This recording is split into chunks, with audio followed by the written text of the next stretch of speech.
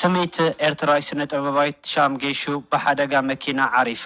بقدم 4 لكاتيت 2023 أمس مراسمرا مصواع كباب عرب ربع بحرقة مكينة زعرفت سميت إيرتراي سنة بابايت من شام جيشو لو مسانش لكاتيت حمد آدم كم تلبس تقاليسو أبتو عزو مساز نبرا بتزقات أما حرقة مساز تقودأ ودش دشتا عمت تمهاري قدامي كفلة نشتا ودا ميلدا زل العالم تمالي أما كان مقابر حز أسمر حمد آدم كم زلبسن ات متنا مغدات زغات امو بخر ولاداغن حكمنا حجزات تغيرلو اب دحان كنتات كم زلو تغليصو اتا بقانقاتات تگرኛን عربن تدرف بدمصان فتو بحرياتاتن اب لعل سماعه لعل تقبلنا زحدرات دمصاويت قال 31 عامت شام جيشو ابا صعن زقمطو بيتسب ريا እና ተመለሰትን ካላ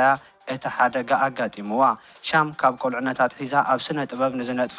ወለዳ አቦ አጌሾን ወላዲታ መሊካ መሐመድን እና رأيت ስለዛዓበየት ፍቅረ ስነ ጥበብ ውሽጣ ከም ሰረጸ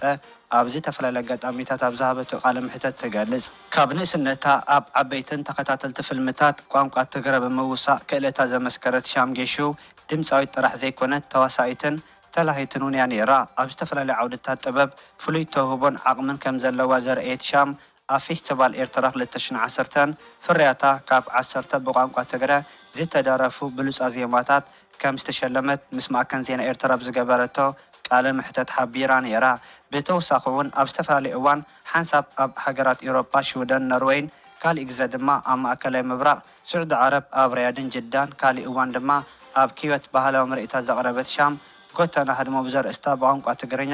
እተዜማ ደርፊ ትግርኛ ኣብ ኣፍሪቃ ሽልማት ኣብ ካዋርድ ዝተዓዊታ ምንባራ ይፍለጥ ሻም ጌሹ ካብቶም ኣብ ስነ ጥበብ ኤርትራ በቆልዕነቶም ዝተሳተፉን